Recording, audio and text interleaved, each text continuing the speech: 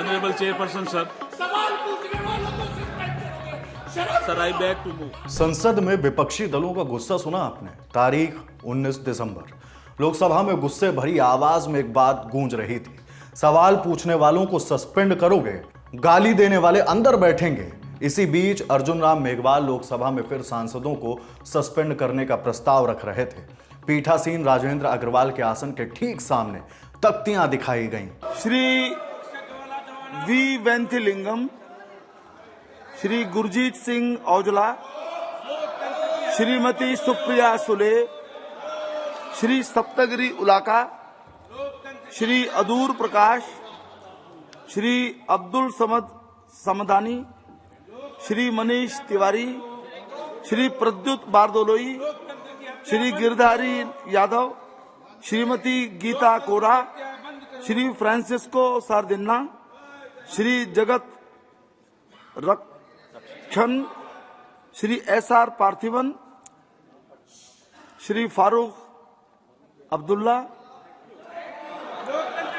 Shrimati Jyotsna Mahant, Shri A Ganesh Murthy, Shrimati Mala Rai, Shri P Velusamy, Shri ए चल्ला Kumar, Shri Shashi Tharoor, Shri Karti Chidambaram, Shri Sudeep Bandyopadhyay, Shrimati Dimple Yadav, Shri Hasnain Masoodi, Shri Danish Ali, Shri Khalilur Rahman, Shri Rajiv Ranjan Singh, Shri DNV Senthil Kumar, Shri Santosh Kumar, Shri Dulal Chandra Goswami, Shri Ravneet Bittu, Shri Dinesh Yadav, Shri K Sudhakaran, Shri Mohammad Sadiq, Shri MK Vishnu Prasad, Shri PP Mohammed Faizal, Shrimati Sajda Ahmed, Shri Jasbir Singh Gill, Shri Mahabali Singh, Shri Amol Kolhe, Shri Sushil Kumar Rinku, Shri Sunil Kumar Singh, doctor ST Hasan, Shri M Dhanush Kumar, Shrimati Pratibha Singh, Shri Thol Thirumavalam, Shri Chandreshwar Prasad, Shri Alok Kumar Suman, Shri Dileshwar Kamait, Shri Adoor प्रकाश।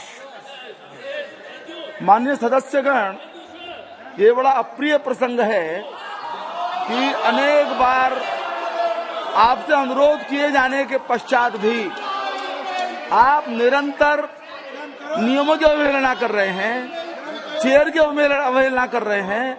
ये वास्तव में कोई ऐसी किसी को भी प्रसन्न करने वाली बात नहीं है, परंतु आपने विवश किया है।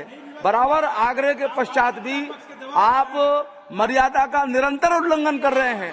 सारा देश हमको देखता है। विवश होकर के मुझे इन सब नामों को नेम करना पड़ रहा है। इस बीच प्रधानमंत्री नरेंद्र मोदी ने विपक्षी दलों के सांसदों के तेवरों को लेकर एक कमेंट किया है। यह प्रतिक्रिया बीजेपी की संसदीय दल की बैठक में दी गई थी।